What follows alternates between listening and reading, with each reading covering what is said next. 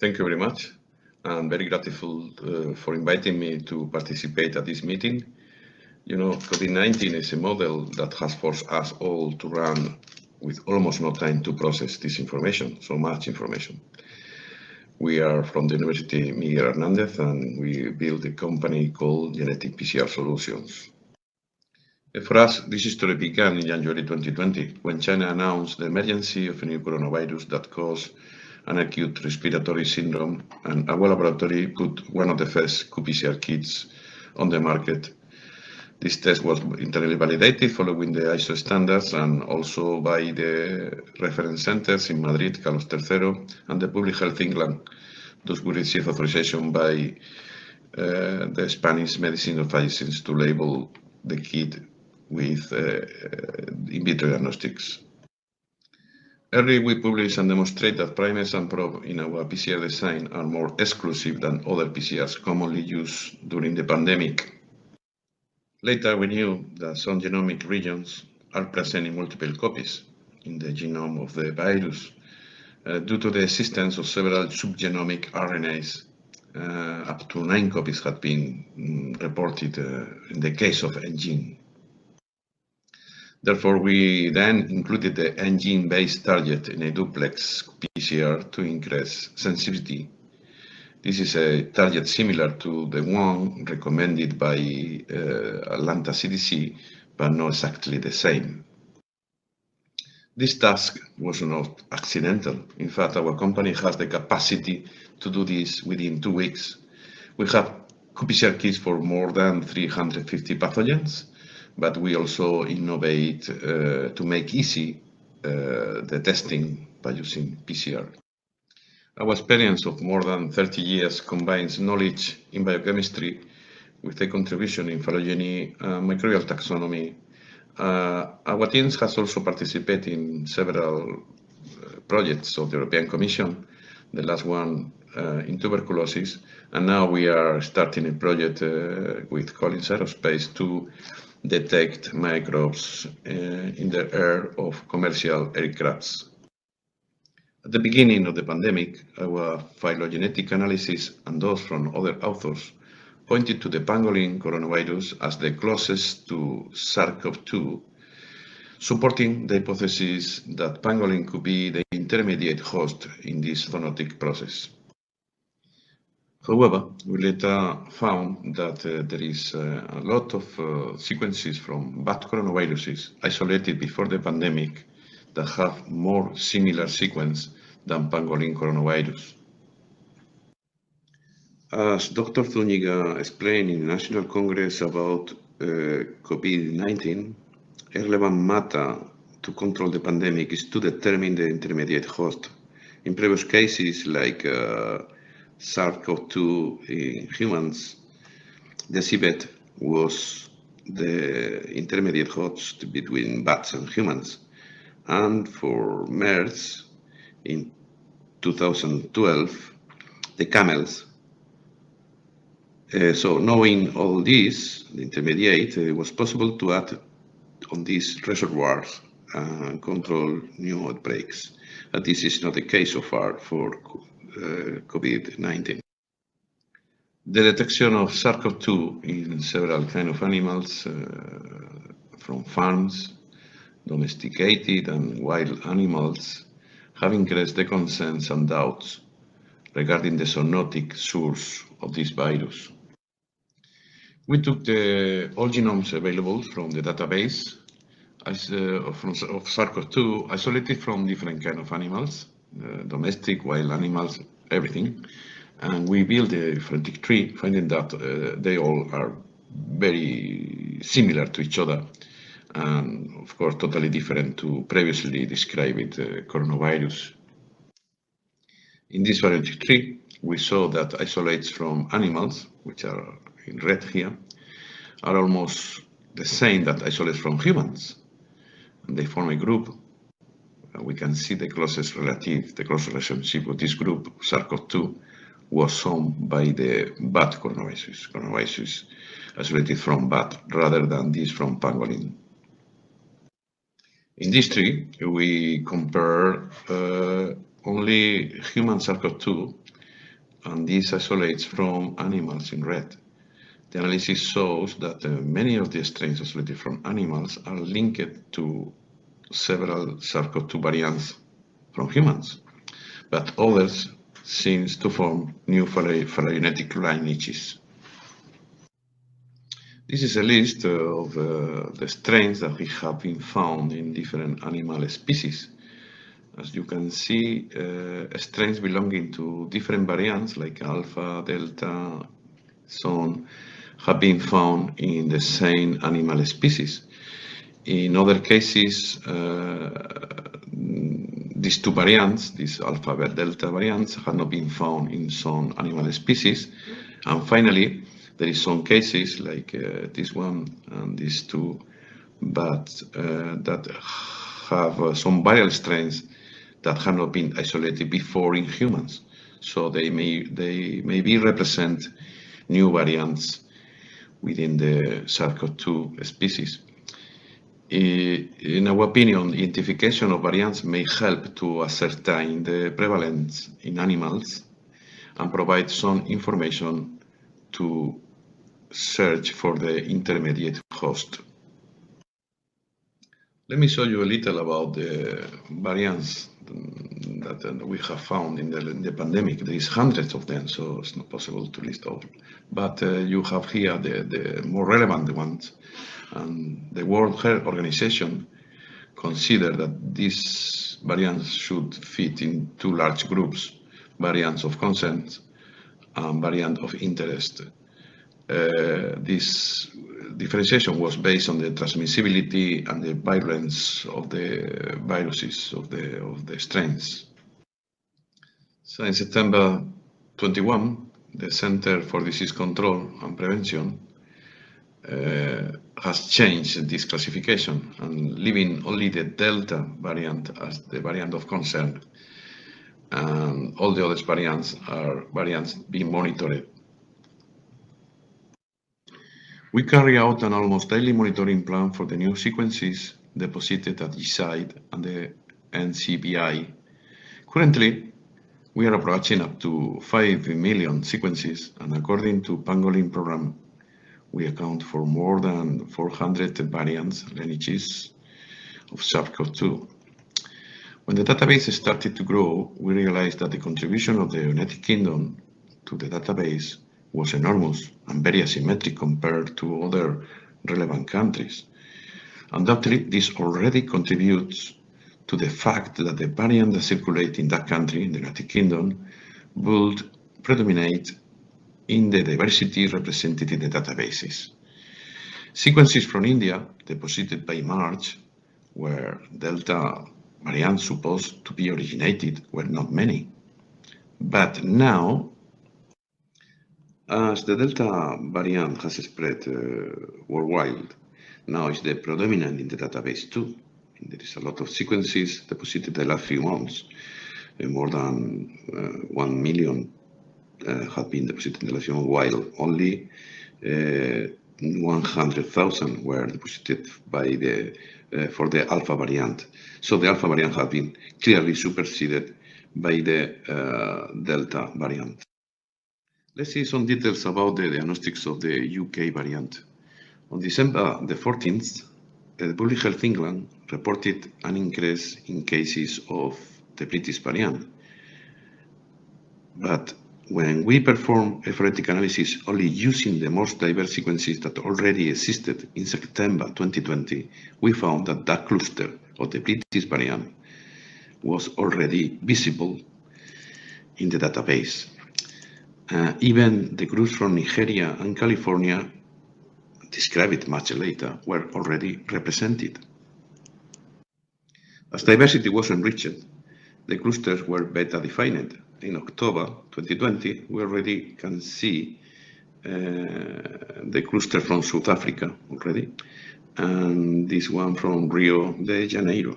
And in December, when only the British variant was reported, we already had a good number of variants circulating, including the variant from Brazil, Uganda, and so on.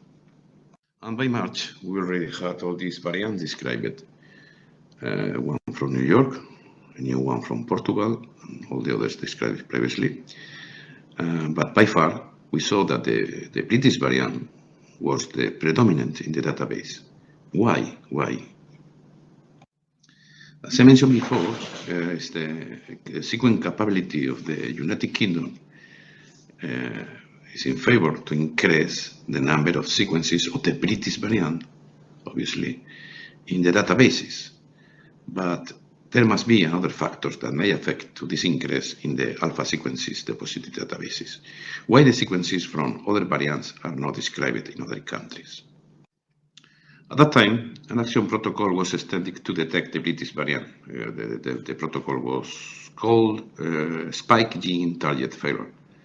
According to this protocol, a negative result in the PCR of the S gene, the spike, should be taken as a presumptive British clone and should be investigated by sequencing. Many home and commercial PCR for detection of the British variant were based on some of these mutations, for example, the 6970 deletion. However, our study shows that these mutations are not specific. For example, in the case of the 6970 deletion, there is other variants that contains this mutation. This criterion should be bypassing the determination of sequences in favor of the British variant with the 6970 mutation, obviously, while for the rest of the variants, we were only sequencing the portion of the diversity that presents this mutation 6970, and not the others. So we made a retrospective analysis in the database to see how the presence of each mutation has evolved in the sequences entries received in the database from anywhere, any 6-month period.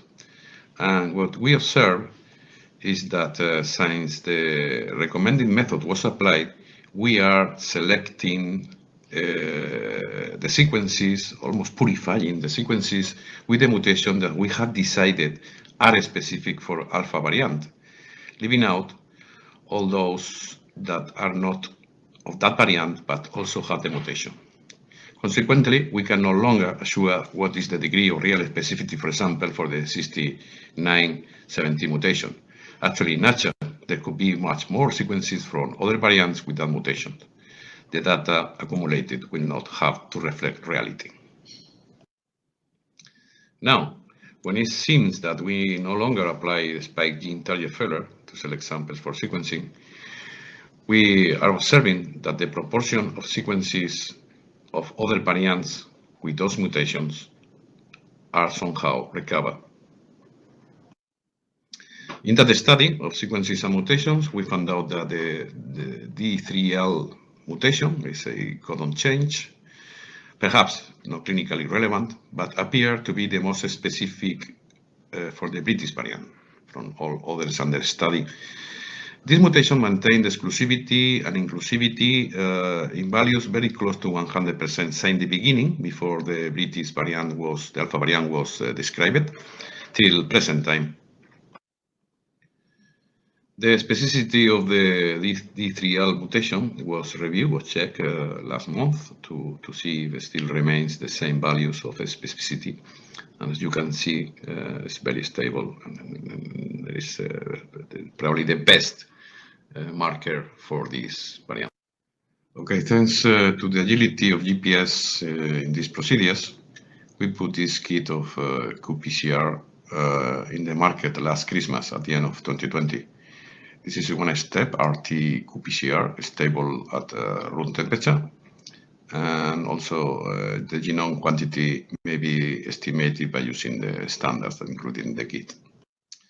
The kit was the kit for the UK variant was validated following the norms ISO 17025 and calibrated by using the standard of the kit from 10 copies to 1 million copies, but also using synthetic genomes of the British variant below from, again, 10 copies to 1 million copies. The in vitro specificity was tested against the genomes of the British variant. And also for exclusivity, we used the genomes of Wuhan strain and the first isolated from Australia. The blue curves are the responses for the assay of COVID-19, and the green curves are for the British variant assay. This is a summary of the results of our validation, internal validation, following the 1702.5 norm. These are all parameters that we validated, and the criteria for acceptance were very restrictive. We repeat every parameter from 10 to 15 times, and here the results was accepted. Diagnostic validation was performed with clinical samples previously identified as a UK variant by sequencing. So results shows a full correlation with sequencing, as you can see here. During January, when the alpha variant emerged, blind tests were carried out with clinical samples previously identified by an external laboratory in Alicante. So by this time, the UK variant in January were very low, but in March, the prevalence was up to 90%. So the Delta variant in April originated or reported in India, advanced in and rapidly expand in Europe and the rest of the world, although sequences of this variant were deposited in the database before the time. And again, the huge number of entries in the last few months have made the alpha variant in blue to be superseded by the Delta variant in green. So this is the situation actually. The Delta variant have more than half of the total sequences in the database. But again, single mutations are not fully specific. So to identify the variants, we should use a large panel of assays, including most of the informative mutants. Therefore, we decided to analyze the frequency of each mutation in the Delta variant, the variant of concern, and all the other variants, reaching to the conclusion that we have a fragment of 950 base pair in the spike gene that contains enough information to identify all these variants. So we consider that the best approach to identify variants would be a target sequencing strategy. The target sequencing strategy consists in the amplicon sequencing of a fragment of 952 base pairs previously amplified by endpoint PCR, classical PCR. So by sequencing this stretch, we get all these mutations together. And this is the level of exclusivity and exclusivity that we obtain. The methodology is very simple, fast, and very cheap, allowing to identify all these variants in the same assay. The resulting amplicon sequences may be easily and quickly compared with this handable GPS database, and the sample will be easily identified with accuracy. So the new branch or the new strains will appear within these clusters. Here you are some agarose gels showing the amplicons obtained at different melting temperatures. And this is the marker of 900 bases. Then we tested our strategy by using samples isolated at the hospital and classified by full sequencing following the RT protocol, which is the most used now for identification. I must say here that okay, we get bands from most of the samples, but in some occasions, some low concentration, viral concentration samples were a little difficult to be amplified. It has been reported also in many other laboratories. On this tree, we illustrate samples of the results of these sequences obtained by this methodology.